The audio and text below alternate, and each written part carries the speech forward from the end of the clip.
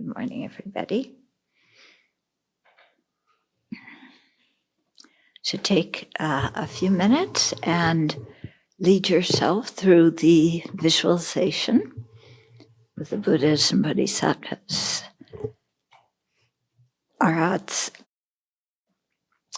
solitary realizers, Dharma protectors, Dakas and Dakinis, all of them, all the holy beings in front of you, yourself surrounded by sentient beings. And as you create the visualization and prepare your motivation, really rejoice that you have the opportunity to do something quite wonderful. Generating bodhicitta is really very special and very precious. So rejoice that you have that possibility to generate impartial love and compassion for all beings and to have the aspiration to attain awakening for their benefit. Even if you're creating that intention, fabricating it right now, still to have that opportunity to do that is quite special.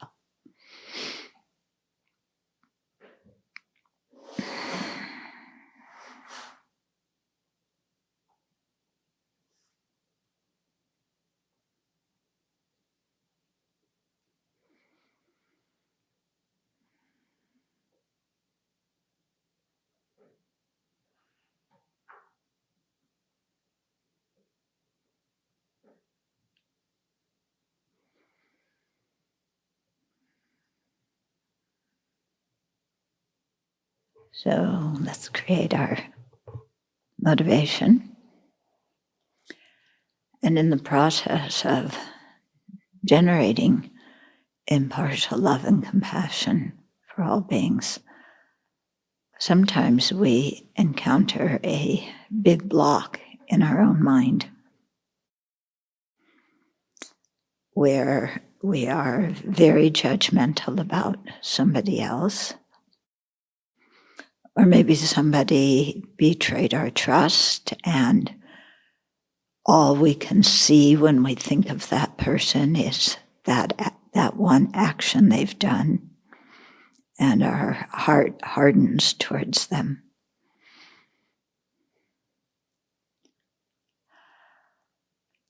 So these kinds of feelings are very unpleasant. They cause suffering, principally to ourselves, right here and now. And they also set the stage for the hardening of opinions about other people or other groups of people. And that hardening of opinions where we think that we know exactly who everybody is because of a few actions they've said or done, few actions they've done or a few things they've said in their entire lifetime. We have to see that kind of judgment and solidification is really not fair. Because people are very complicated. And they're full of all sorts of contradictory emotions, contradictory thoughts, contradictory actions. So we have to train our mind to see what's good in everybody, not ignoring the faults, but not hardening our mind around them either.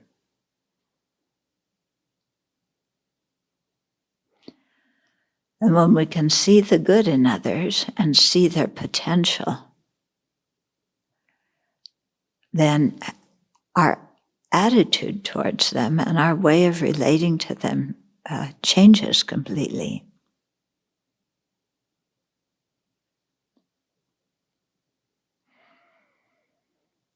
So this is a change that has to happen in our mind, not by waiting for other people to completely change themselves.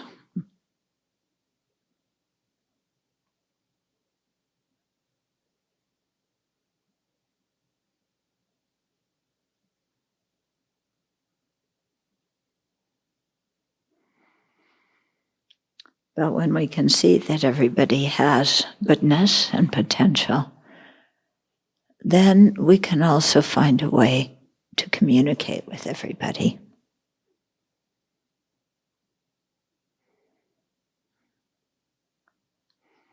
And we find a way to connect with everybody.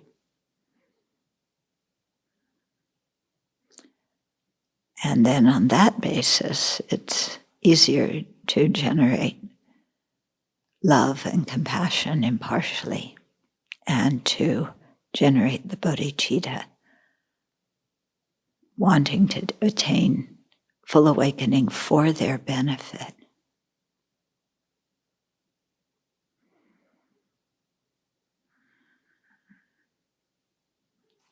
So let's generate that motivation now.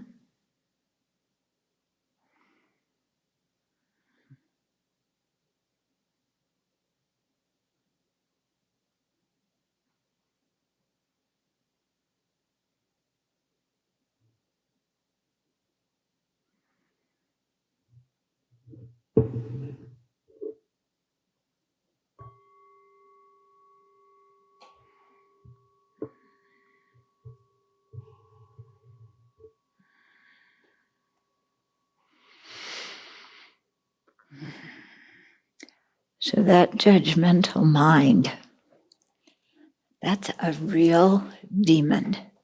We don't need external demons. Yeah. In fact, external demons only become demons if we make them into demons. You know, whenever our mind hardens against someone and just says, they did this, they're always like this, they hurt me, I cannot recover, they are thoroughly 100% evil through and through, irredeemable, I can't stand them. Okay? And sometimes our mind gets that way towards people. Okay? Is that an accurate state of mind? Is that a reliable cognizer? If somebody else looked at you that way, would you think that they were seeing you accurately? Would you think that their opinion of you was fair and comprehensive? Would you? You know, that you're thoroughly, irredeemably the worst thing you ever did.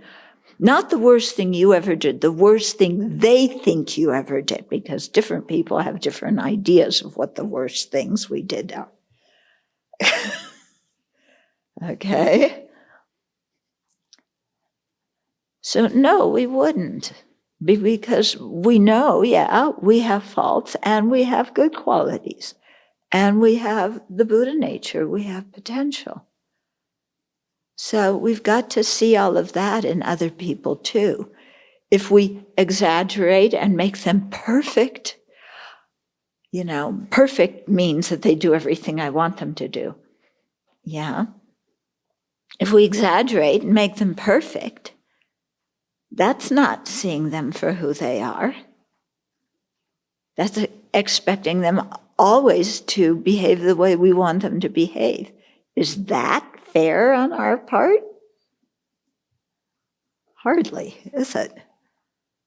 Okay. So similarly, when we just see them as like, ugh, terrible, you know, they have this one particular attitude or they did this one particular action, therefore, forget it. Yeah. And again, we make them into cartoon figures and then project our negativity on them. So I was thinking, that, because I think I told you some years ago at a big Dharma event, I gave myself the assignment to talk to everybody and find something that we could talk about and have a good discussion on. So I was thinking, if I met Marjorie Taylor Greene or Matt Gates, and we were sitting next to each other on a plane flight across the States, then what would that be like? I don't want to sit there and glare during the whole flight.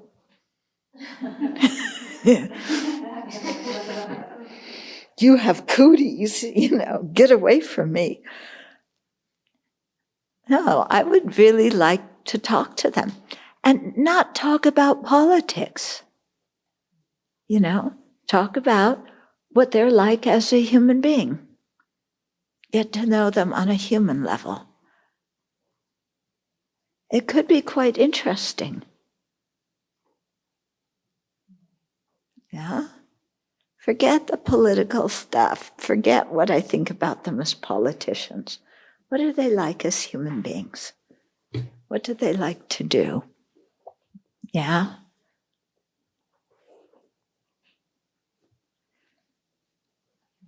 Where have they traveled? What have they thought about the places where they've been? And just, set up a whole new way of relating to them and take them out of being caricatures or cartoon figures. So that's an extreme example. Yeah. But we do the same thing with individuals in our life because of what they've said or done. And we think we know everything about them. And, in every aspect of that person's life, I cannot trust them. Every single aspect? Yeah. I think my experience living in India has really taught me that you meet people in different situations and you have a totally different relationship with them than you did in a previous situation. Yeah. And that happens and that opens the door. Mm-hmm.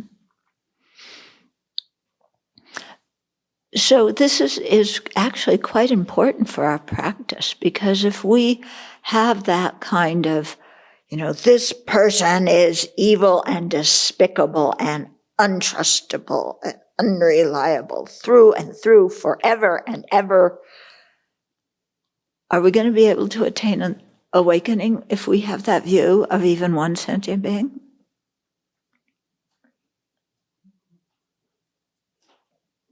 Yeah. First of all, having that view puts us very far away from bodhicitta, which is an essential aspect of creating the causes for awakening. Second of all, it puts us very far away from wisdom, because we're concretizing somebody and they are inherently existent. There's a real inherently existent self in that person that is like this. So, here's our judgmental mind setting up obstacles for our own practice and inhibiting us from actualizing our spiritual aspirations by either hating somebody or seeing them as an inherently existent, horrible, despicable person. Yeah, we're preventing bodhicitta and the wisdom realizing emptiness. Okay, so if for no other reason, and there should be other reasons, but if there isn't, for no other reason than benefiting ourselves, we should get rid of that attitude and do something with it.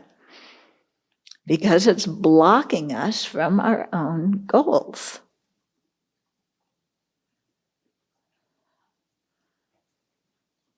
Okay, so this is something to really work on in our practice. Yeah?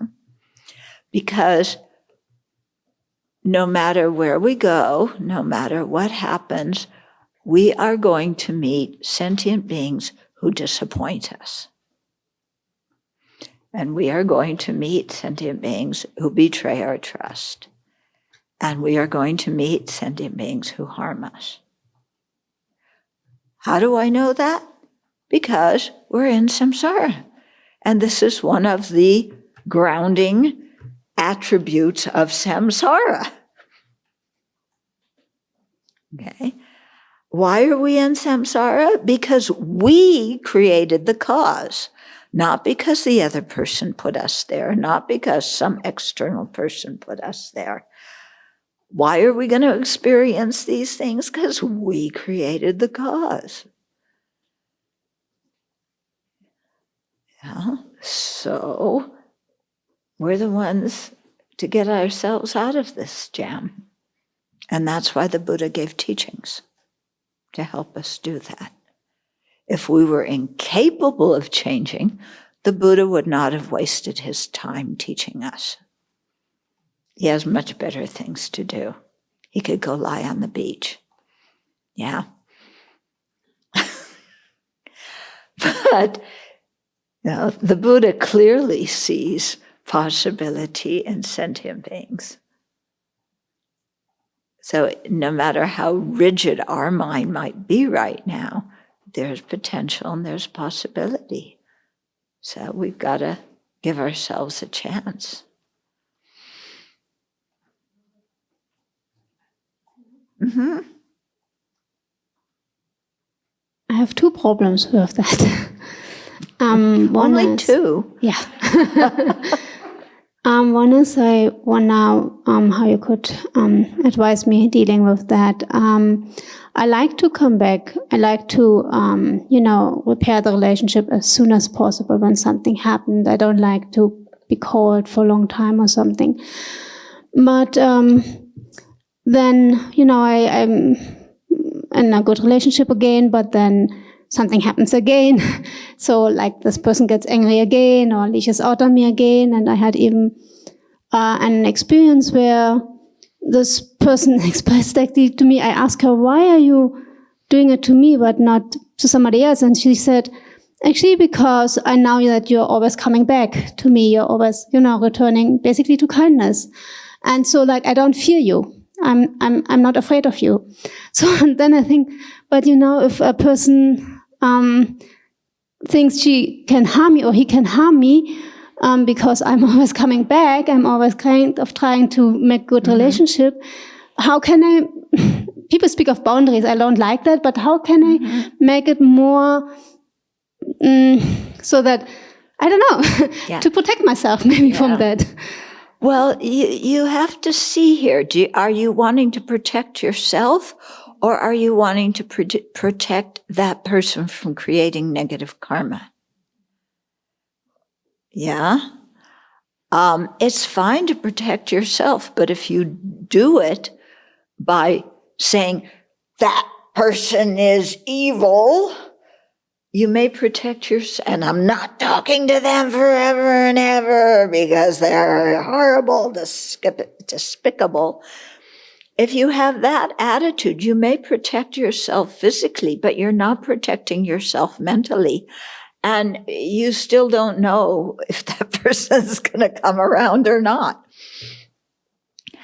So when we say that we don't hold grudges and we don't put people in boxes, okay, and think that's all they are, it doesn't mean that we just say, well, anything they do is okay. Okay, because if you care about somebody and they're creating negative karma by harming you, if you care about them, then you also want to prevent the situation where they're going to create that kind of negativity. So like in Precious Garland, Nagarjuna talks a lot. There's a whole thing about prisoners. So this is an extreme example, but extreme examples work well. And he was saying, you should release different people and give them another chance. And even if somebody shows no remorse and is incorrigible at that time, he said, you send them to another land where they can start afresh, where nobody knows them. Okay. So, but if somebody is definitely harming people and their actions are uncontrolled and they can't control themselves, then out of compassion, you might have to incarcerate them. But not because you hate them and you want them to suffer and you think that they're incorrigible. It's because, you don't want them to create the negative karma and you don't want anybody else to get hurt. Okay. So similarly, if you have an encounter with somebody, sometimes we have an encounter and it's really bad. Yeah. But we may get to know the person in another situation or whatever and see that was just a one-off situation. Like I told you about this person who canceled our presentation, like right before, in a conference right before we were able to give it. Okay, now I had the view that person, everything he did, he was 40-something years old, his whole life was not worthwhile. Well, when I sat and really thought about it, he had also done many positive things. So what he did with me was a one-off situation. It was also a situation I got upset because it was in regard to my presentation. If he had canceled somebody else's presentation so that there would be room for my presentation, it wouldn't have bothered me at all. And I would have been very grateful to him. Okay. So when I see that sometimes the things that I get upset about are especially because they're regarding me and not because there's anything really detrimental in the action. I mean, what he did was not unethical. It was rude and inconsiderate, but it was not unethical. So, why am I holding a grudge? That's my problem. Okay. Now, if I was married to somebody and that guy was beating me, I wouldn't say, oh, I forgive you, please stay. And I had an email from somebody last week, saying I reported on my boyfriend for, abuse, but now I feel guilty because he's going to have problems because I reported him. That's the wrong way to think. Yeah, he's going to have problems, but his problems with the law are not because you reported him. They're because he acted in a harmful way. So you have to, get the right cause that, got that result. Okay. So, if somebody is physically abusing you, I would not say, oh, I forgive you. Yes, please come back into the house. It's fine. Yeah. I would say that behavior is unacceptable. You can't stay near me in the same house, and that's it. And if it's something, assault that person could do to somebody else, I would definitely report. Okay? Because that's also kindness to the other person. Otherwise, they might keep acting that way.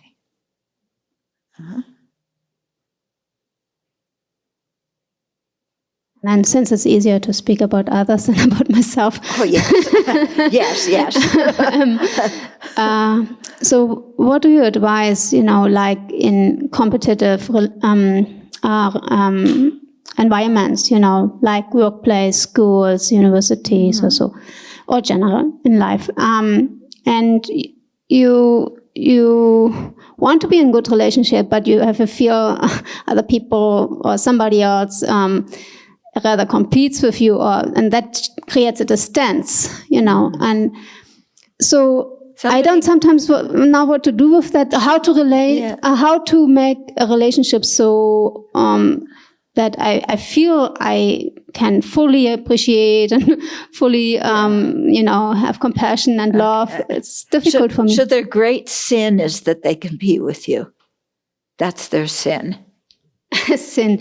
I don't know what sin is. But that's the horrible, despicable action. No, because it creates a certain distance, actually. How do you know that they're competing with you? Yeah, I know. I'm speaking about others in my perception. I know.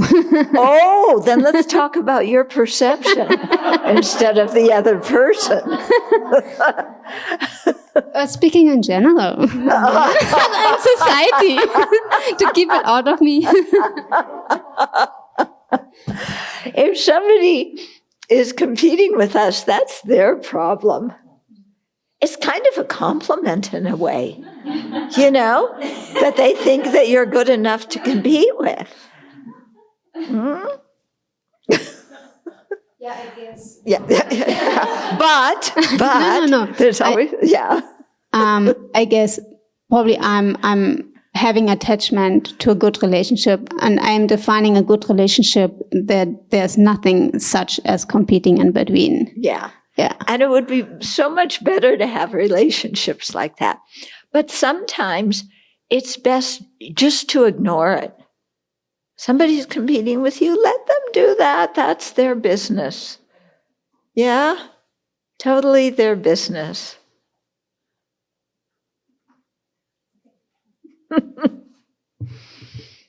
Yeah, they're competing with us. I mean, yeah, so what?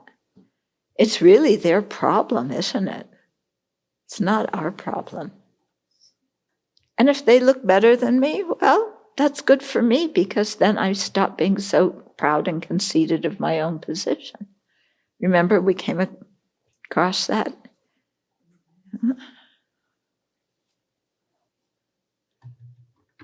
But then you can go and compete with them and do something really nasty that makes them look bad and get your revenge. And then what happens after that? Huh? They retaliate. It's a cycle. Yeah. Then they retaliate. Sometimes it's in certain situations you have to say, it depends on the relationship with somebody. I've had that happen where I say, it just seems to me that there's some competition going on here, and it feels quite uncomfortable to me. Yeah. I don't say, you're competing with me and stop it. Although that is tempting. But it's not going to achieve the goal I want. If I just say, I feel uncomfortable because I feel there's some competition going on, then I'm just expressing what I feel.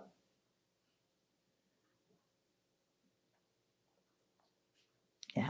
And I can say, and I would like to have a better relationship. Then we've said what we said, and, hear what the other person replies. Yeah, you're sorry. I don't have to change my behavior like somewhat becoming, maybe the source of it is I'm not humble enough, so that encourages others to compete with me, or I'm too egoistically, that I'm too forceful with my own goals, so others are tempted to compete with me. It's always good to check our own behavior. Yeah, it's good to check our own behavior, but you shouldn't just, we always check our own behavior, but we don't automatically blame ourselves for everything, and we don't automatically forgive ourselves for everything and say, I didn't have any role in it. I mean, both ways.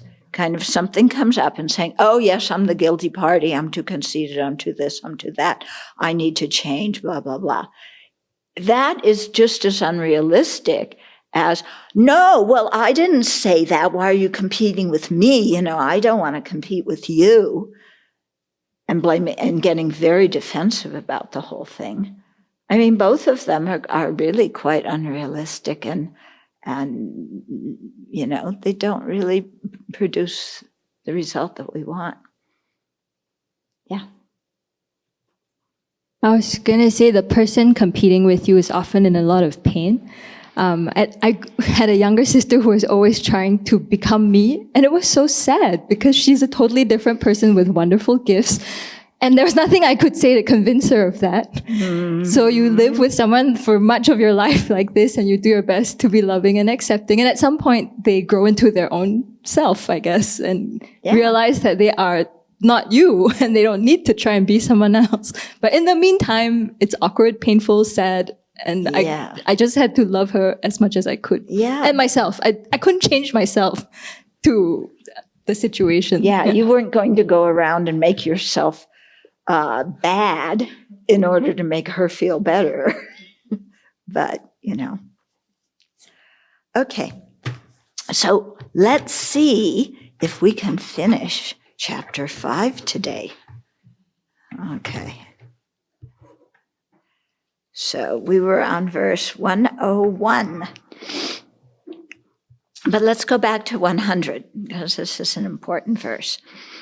There is no such thing as something that is not learned by a bodhisattva.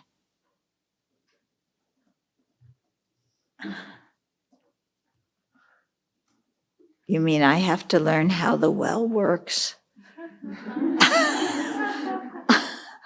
And I have to learn about how to fix aircon? And I have to learn about car mechanics? Okay. Let's cross those lines out. Okay. You see what the mind does automatically? It's like, that is uninteresting, boring. I don't want to learn it. Other people find it very interesting and exciting. But before I've even tried, I tell myself that because in junior high school, they made the girls take home ec, and they didn't let us take shop, that I never learned anything about fixing stuff. And so I'm incapable of doing it. And it's all the fault of the school system way back when they thought they should educate girls to be homemakers because that's what we were going to do. And educate the boys to fix things because that's what they were going to do. So it's all the fault of the school district where I grew up. But I am still not going to learn those things. They're boring. Who wants to? So why does Shantideva says there is no such thing as something that is not learned by a bodhisattva? Why in the world does he say that?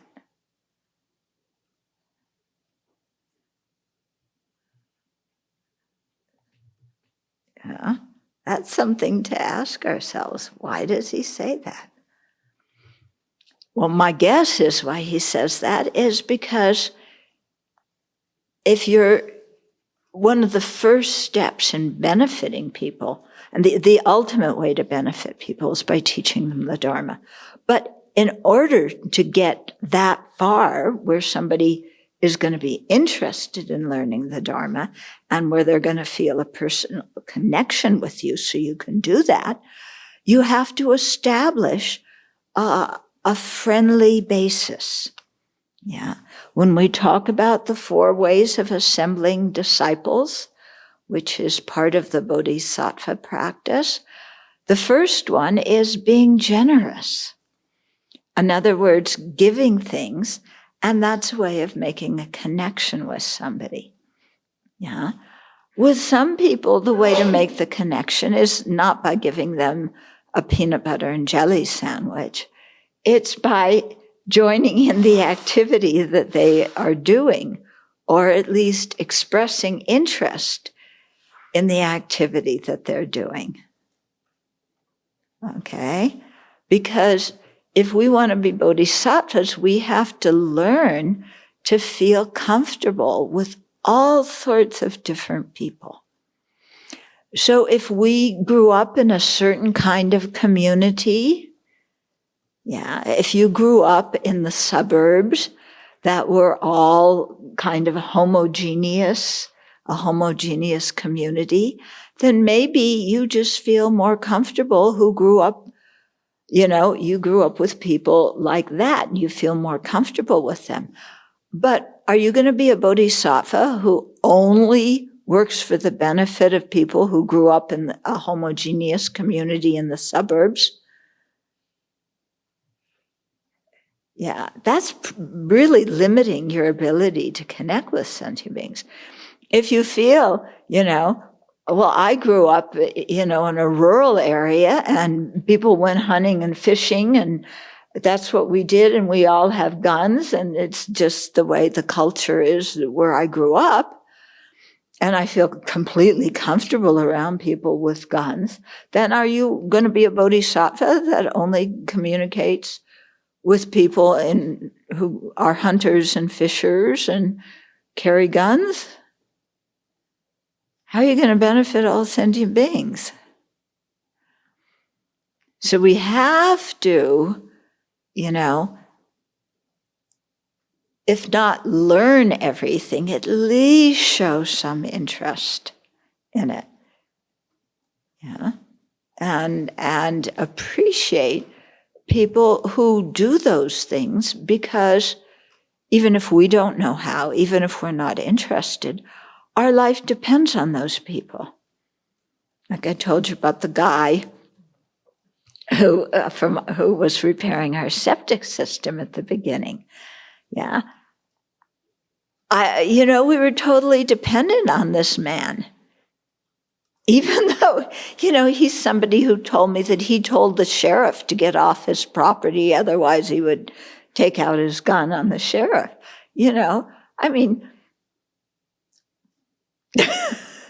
Yeah, that doesn't make me feel secure around him, but but he was here and we found something. We talked about his kids' education. We found that in common. We talked about that. I didn't ask him about, guns and the sheriff. I didn't follow up on that. Tell me about your guns. Well, we have an, XYZ 494 and 0-05, yeah, so what? Yeah, I don't understand that. But,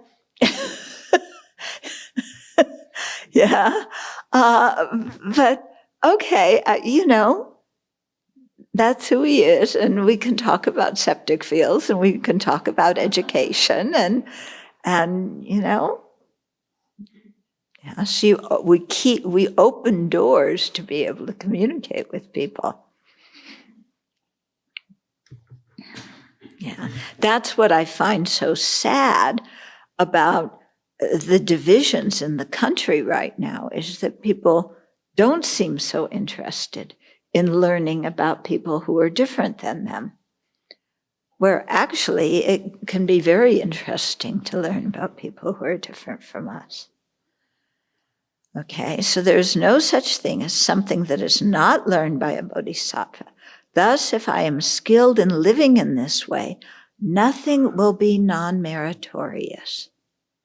That means everything we do, every conversation we have, because we are motivated with expanding ourselves and learning how to connect with other living beings, then none of those activities become non-virtuous. Okay. One, Kyungla Rata Rinpoche was in Tibet, was a very high Lama. His Holiness, around in the early 1960s, there were several lamas that he sent to the West just to teach in universities. Geshe Zopa was one of them, and there were different people who were sent. Dakpo Rinpoche was one of them. Yeah. And Kyunglarata was one of them. Well, Kyunglarata Rinpoche, he spent some time in New York sitting on the street panhandling because he wanted to understand how New York City functioned and the attitude of people there. So, here he was. I mean, he's an incredible practitioner. Yeah. And there he was sitting on the street panhandling by choice. Well, I don't know how much by choice, because, he got a job at Macy's or someplace like that, stocking goods. Nobody knew who he was. He was just some, immigrant coming to America. So, he worked stocking things at a department store, and then he sat on the street for a while, and then finally some people began to figure out who he was and started to ask him for teachings. Yeah. So that he wrote a book, My Life and Lives, that we should be in our library unless somebody borrowed it and didn't return it. But yeah, it's there. Yeah. And so he talks about this. It's really rather amazing. Okay, then 101, whether directly or indirectly, I should not do anything that is not for the benefit of others.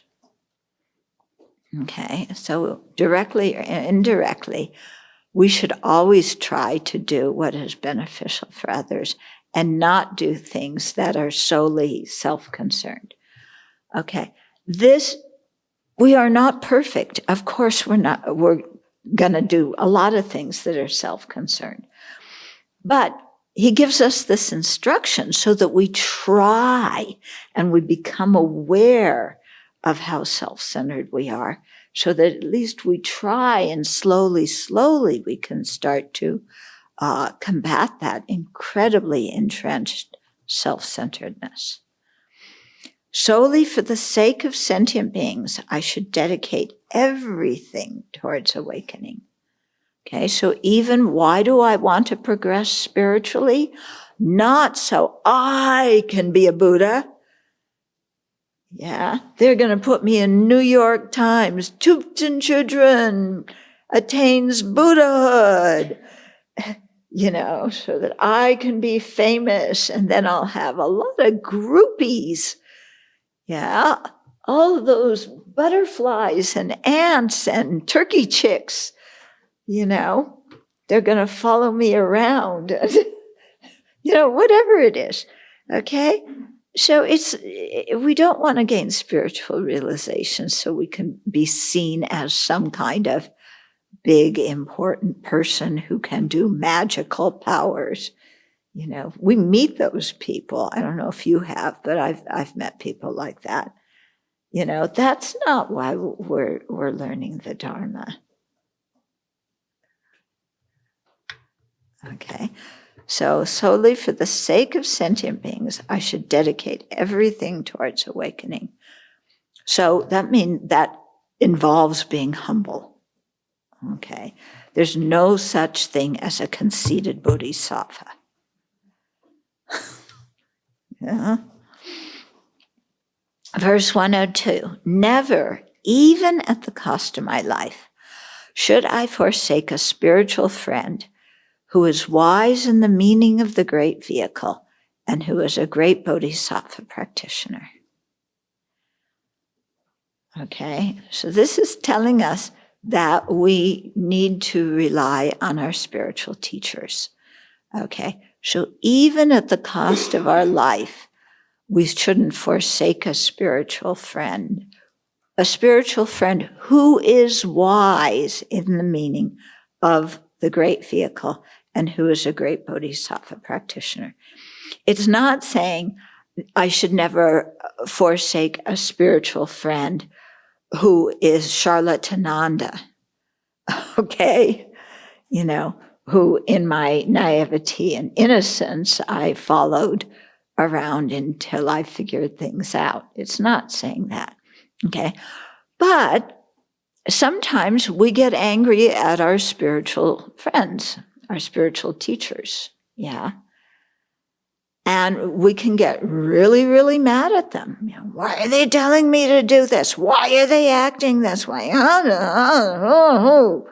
You know, and just get furious and then just say, forget it, yeah? Or we can get really hurt by things, okay? So this is a big challenge, yeah? But the thing is to value people for their good qualities. So if we have, and remember at the beginning, it's our job to test the qualities and to check out the qualities of somebody before making them one of our spiritual teachers, okay? So we have to do that well. So if we do that well, then we're starting off the relationship with faith and confidence and trust in that person, okay? And that faith and confidence and trust is not because they sit on a high throne and they wear brocade and, you know, other people give them lots of apples and oranges. It's because we've seen their qualities, okay? Then if something comes up, yeah, then we have to check out, you know, why am I reacting to this? Is it because the teacher did something unethical, or is it because we have different ways of doing things? Or is it maybe that the teacher is facing social pressure that they are abiding by, not because they are kowtowed by social pressure, but because in the long run, it is better to do this for the benefit of sentient beings. Okay. For example, yeah, the Buddha, I don't know how much if the Buddha really taught Mount Meru and, you know, the 4 continents. I haven't seen that in the, you know, it may actually be in the sutras. In our tradition, it's much more in Vasubandhu, you know, but he's very highly respected. Okay. So, you know, why did Vasubandhu say that? You know, or even if the Buddha said it, it's because at that time, that was what fit that culture. And to say, I'm omniscient and, you know, this stuff is nonsense, that would not have endeared people in a way that would have given Vasubandhu the opportunity to really lead them on the path, because they would start bickering about what shape the universe is in, instead of debating the nature of reality. Okay? So sometimes, you know, because the Dharma always exists in a culture, it seems to me that sometimes the teachers may do things according to that culture, because rather than, you know, start a whole new thing based on something that wasn't really that important and essential for somebody's spiritual practice. Okay, so if the Buddha, you know, went and started saying, you know, all sorts of outrageous things, even though some people at his time believed those things, you know, that probably would not have been so skillful. You know, why did he teach selflessness or no self? Because the people at that time were ready for it. Yeah. Why didn't he teach bodhicitta publicly at that time? Because most of the people at that time were not ready for it, so he taught it to a particular audience. Why didn't he teach the structure of the universe according to science, even though he was omniscient? Because the structure of the universe is not important to attaining awakening. Okay? So I think I told you, one of my dear teachers, Geshe Jampa Tekchok, incredible teacher. He's one that I really miss a lot. And he thought the world was flat. Yeah. Until, and then one of the nuns figured out that, the hell realm would be in Los Angeles, so in Hollywood. I don't know. Yeah, if you went according to the ancient description. Okay. Did I take teachings with him to learn about the structure of the universe? No, I don't care beans about that. He knows about emptiness and he knows about bodhicitta, and that's what I'm interested in. Yeah. So if he wants to believe that the world is flat, that's okay with me. He also loved Tibetan tea, even though it was very bad for his health. And the doctor told him so. And we tried to get him to stop drinking Tibetan tea. He wanted to drink Tibetan tea. Am I going to say, oh, I don't think you're a qualified Lama because you drink Tibetan tea? When in Tibet, that's perfectly okay, but when you're living in France, don't drink that. That would be stupid on my part, wouldn't it? Okay. So we have to see when we have a difference with one of our teachers. Is it based on ethical conduct, or is it just based on people have different beliefs and people do things differently?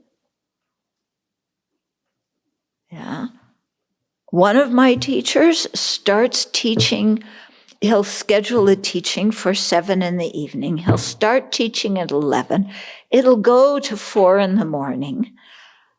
Yeah, I'm a morning person. I would rather get up at 4 AM than go to sleep at 4 AM. At 11 o'clock, I'm done. I cannot focus. Yeah. Am I going to get angry and say, why are you doing that? It's, if he wants to start teachings at 11 o'clock, that is his prerogative. It's not for me to dictate. Yeah, I can adjust or I don't adjust. And I don't need to be upset about it. That's what he likes to do. Yeah, not everybody not everybody is a morning person like me. Okay. Now, don't all come to me now and say, well, I want to sleep until 11 because I'm not like you and I don't want to be a morning person and I'd much rather stay awake, until midnight, No, this is how we react with our teachers, okay? Yeah. So if you have a wise teacher, who, knows the meaning of the Mahayana and is a good Bodhisattva practitioner, then even at the cost of our life, we shouldn't get furious and just stomp out. Okay? Now, the question comes, well, what happens if the difference is due to ethical conduct? And I think my teacher is doing something that is not ethical. Yeah. Then what His Holiness advises is you go and talk to them and you say, I observe this behavior. I would like to understand it. You listen, you discuss with them. If it still doesn't make sense to you or satisfy you, then you keep a respectful distance, but you are grateful to them for everything they did do for you and how they got you going in the Dharma. Yeah. So, we've had scandals in the Tibetan tradition. All religions have had scandals in their tradition. Yeah. Even people who aren't religious have scandals in their group. You know? I mean, this is samsara, isn't it? So the thing is, if somebody is doing something unethical, we need to call it out, see if we can help them repair it. Yeah. Otherwise, we can still appreciate the good that somebody's done, even though we think that this particular action is harmful. And we don't, in that area, trust that person, and we may keep a respectful distance and not go to teachings anymore because it was, such a big unethical thing. But we can still be grateful for whatever they did. Okay? And I think this is important also. People have so many problems with their parents, at least my generation does, to learn how to appreciate our parents for what they did do for us. And not, again, develop this thing of you did one thing I don't like, so therefore everything you did is bad and you're a horrible, defective person. Okay? But to learn to appreciate what they did do for us. Okay, then verse 103. I should practice entrusting myself to a spiritual mentor in the manner taught in the biography of Sri Sambhava. This and other advice spoken by the Buddha I can understand through reading the sutras. So this verse is encouraging us to read the sutras. And it's also telling us that we can find in the sutras very good advice about how to rely on a spiritual mentor and create a relationship that's really going to benefit us in our spiritual practice. So, Sri Sambhava, you remember in the Gandhavuha Sutra, in which is the one part of the Avatamsaka Sutra, and it's one part, it's a sutra that's part of a bigger sutra. But that's where the King of Prayers is, okay? And the King of Prayers is, there's a whole story behind it. There's a young man, Sudana, who wants to learn the Bodhisattva path. And so the sutra is about his journey. And he has 53 teachers. Yeah. And he starts out with one teacher who teaches him one aspect of the Bodhisattva path. And then says, okay, that's what I have to teach you. Go to so-and-so and he will teach you the next step because that person knows it better than I do. And then Sudana goes to the next one and he learns something. And then that one sends him on to another teacher. So Sri Sambhava is a young boy and he teaches together with a young girl. I don't know if they're brother or sister or friends or whatever it is. But of the 53 teachers that Sudana has, they're the 50th. So very close to the end of the path. Okay? So if we study that sutra that talks about the biography of Sri Sambhava and the young girl, I forget her name. Does it have it in the footnote? What is it back here?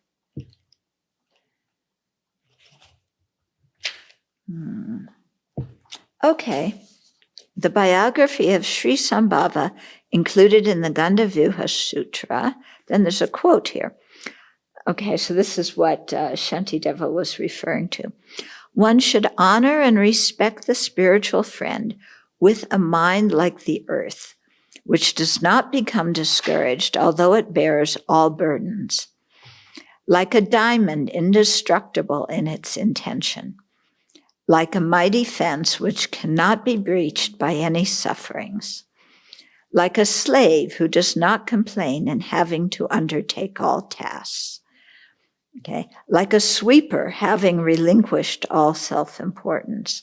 like a vehicle in bearing heavy loads, like a pet dog in not becoming angry, like a boat which does not object to coming and going, and like a wise son in beholding the face of the spiritual friend. So, noble child, you should recognize yourself to be a sick person, a spiritual friend to be the doctor, his precepts to be the medicine, and an earnest practice to be the way to treat the sickness.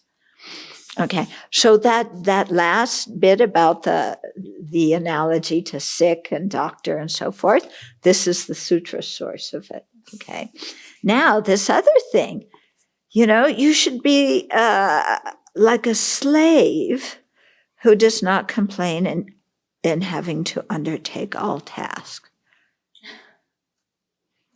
That's how I relate to my spiritual teacher. I should be like a slave. I should be like a sweeper. I should be like a pet dog. Bow wow, bow wow. Pet me. I'm going to jump all over you. These analogies, okay? So we have to recognize that the analogies are culture specific. Yeah. At that time in ancient India, slavery existed. Okay. So they were using that example of slaves because, to become ordained, you have to be free of social obligations. So this could be either being a soldier, where you have obligations to the military, certain government positions where you have obligations to the government, or a slave where you have obligations to your slave master. Okay, now we look at that and find it repugnant. Okay, it just doesn't match with our society nowadays. Okay, it matched with their society.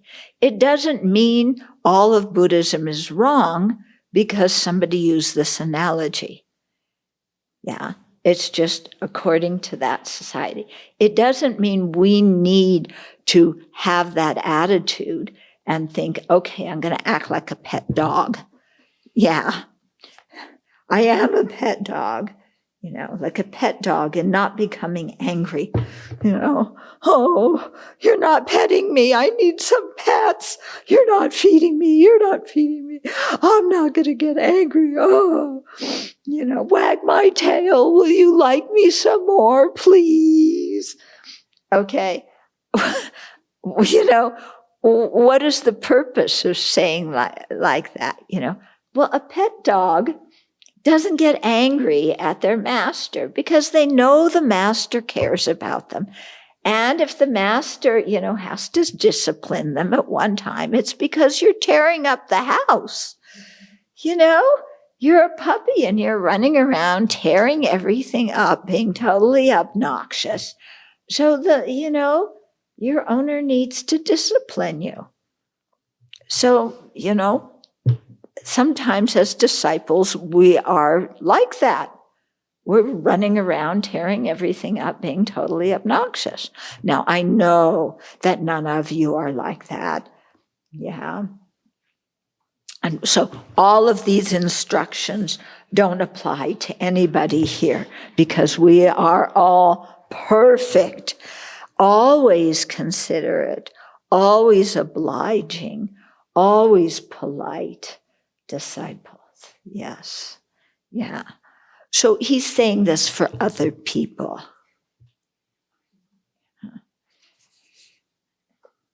Okay. So,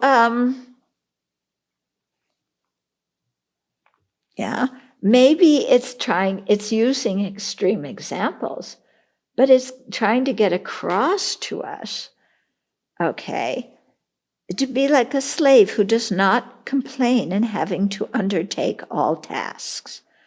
Now, to think of ourselves as a slave, no.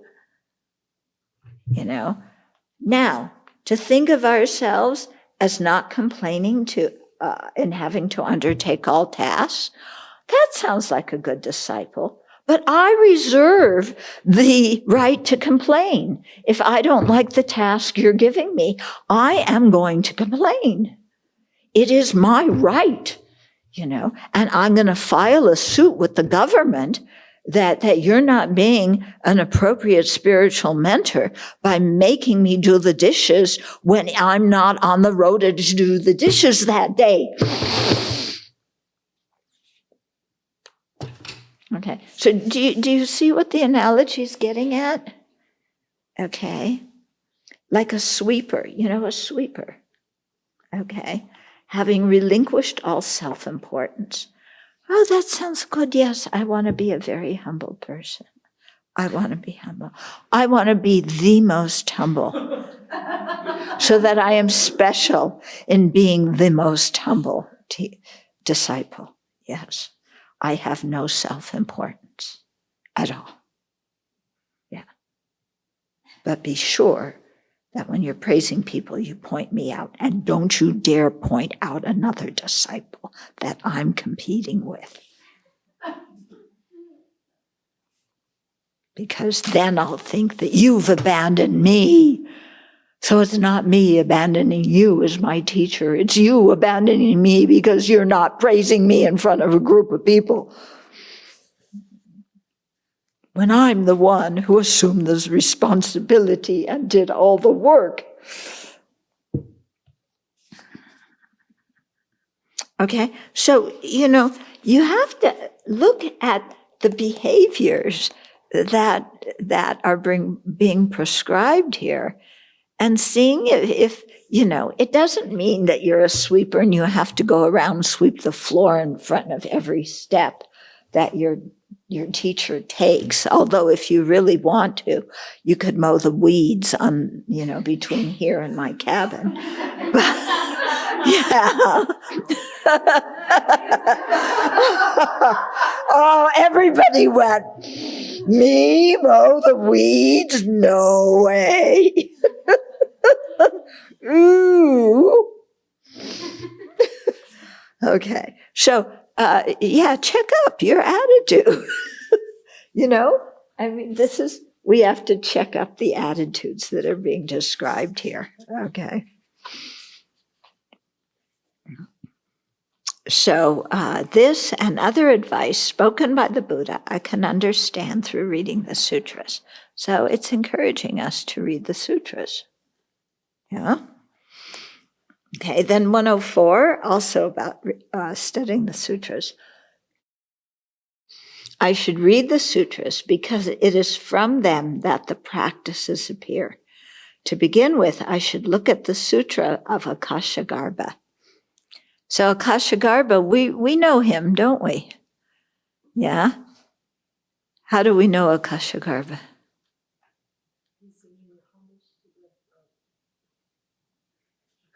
The Bodhisattva, that taught the victorious one. Yeah, he's the one who asked the question of the Buddha in the sutra of the wisdom going beyond. Okay, so there's a sutra about him.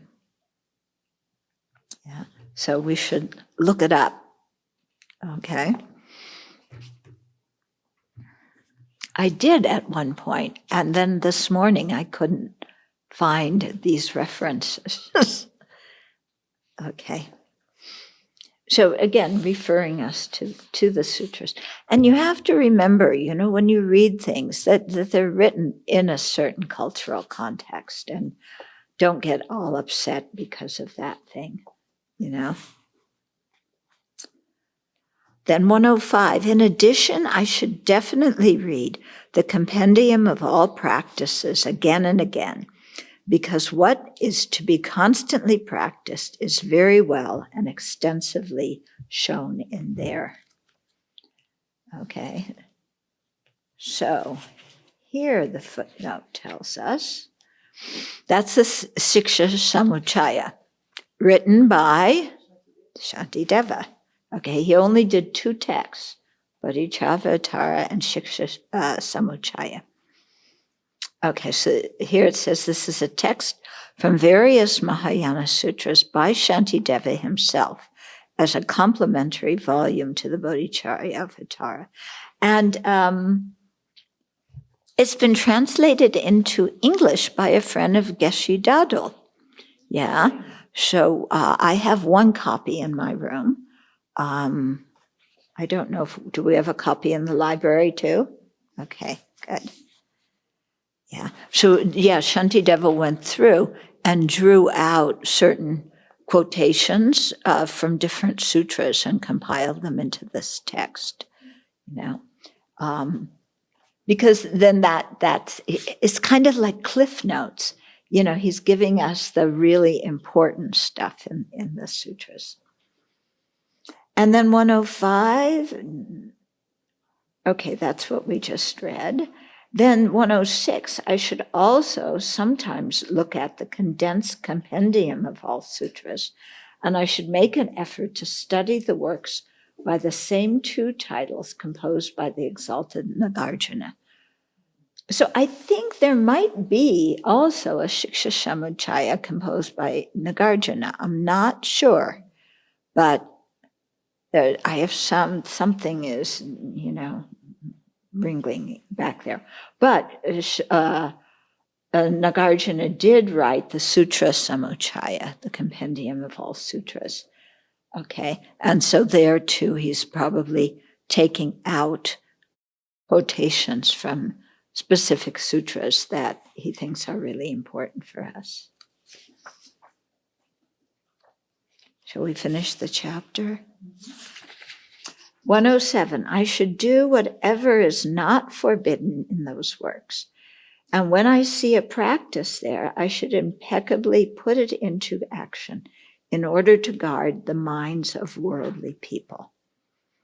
Okay, so we should learn from the sutras, we should learn from the commentaries, we should learn from our teachers, and whatever we learn to the best of our ability, put it into practice.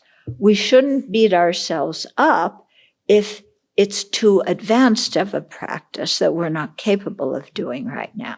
Rather, if that happens, we should generate an aspiration to create the causes so that in the future we will be capable of doing that practice. But if we're not capable now, don't kind of squeeze yourself and say, I have to do this. And also because we take so many teachings and then, you'll just get thoroughly confused. What do I practice? Because this one, I have to practice now. Oh, the biography of Sri Sambhava and the Sutra of Akashagarbha and the compendium of all practices and the compendium of all sutras. And I've got to practice them. And I already have a daily practice and there's just too much. And how am I going to do it all? Okay, don't get yourself into that mental state. Yeah. What it's saying is, keep this in mind and do what you can. At some point, I learned, find those sutras. Yeah. Hopefully some of them are, Shiksha Samuccaya is. Read them. It doesn't mean you have to read them from cover to cover in 2 days. Yeah, but read them, learn what you can as you continue practicing, come back to them, read them again. Okay. So, what it's saying is keep studying, keep learning. And at different points, different instructions will really come to you and you'll say, oh, this is one now I need to focus on. Maybe before it was one we didn't understand, it was too advanced or whatever. Okay, on the back burner, but I still respect it. I don't say, because I can't do it, therefore it's hocus pocus. Okay, this is what some people do.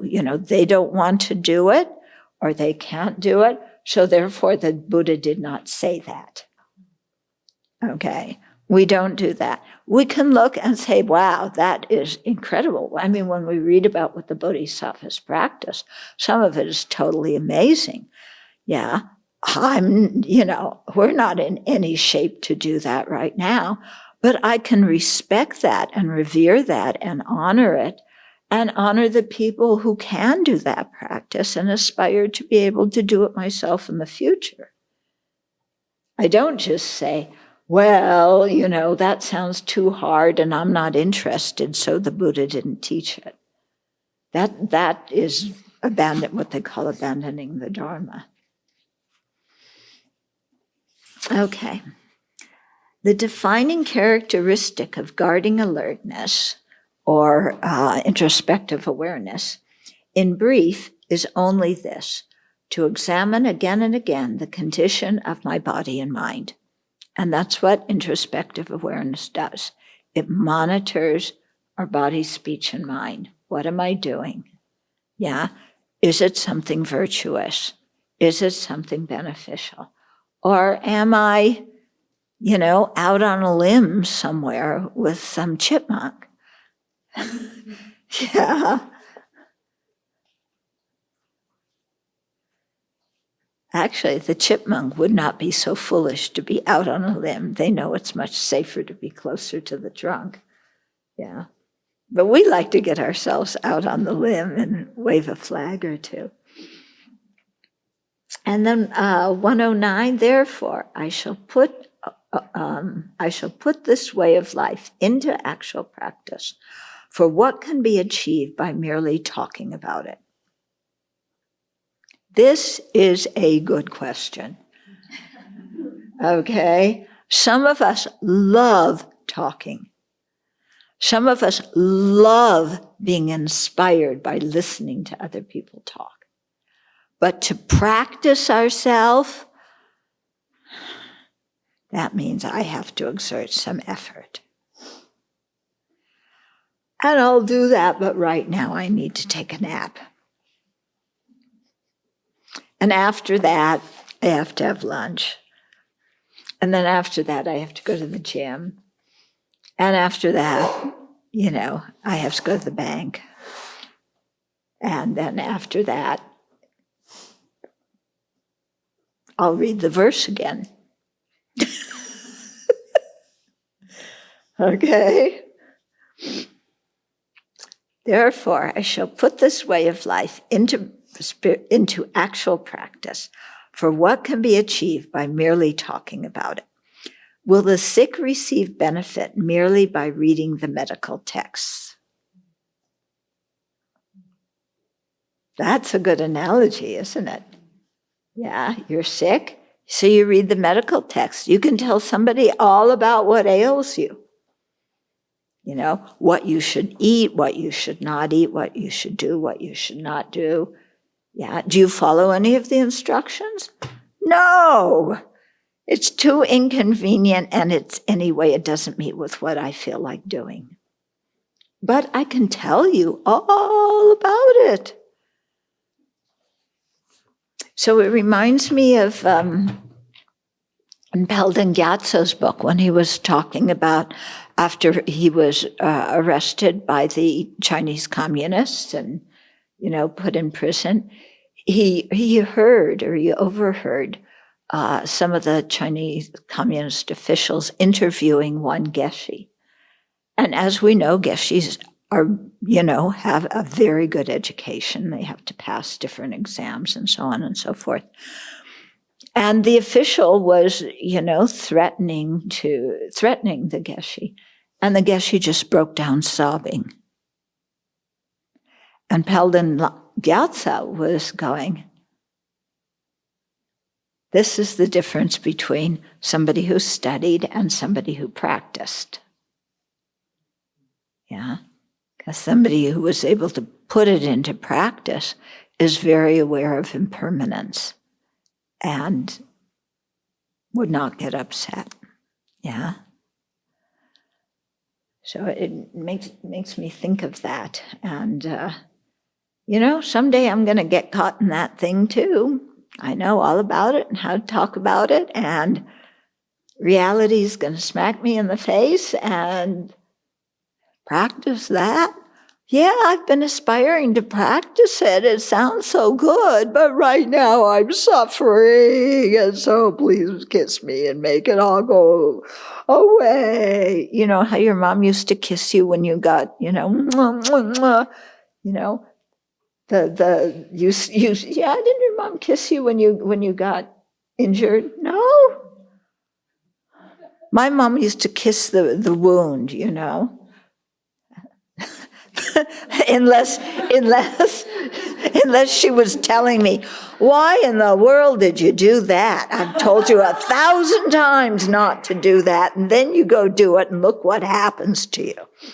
Okay, so sometimes that was the response, and sometimes it was, oh, poor you. Okay, so it depended. Okay, time for one or two questions. Anything? Okay, good. We'll dedicate.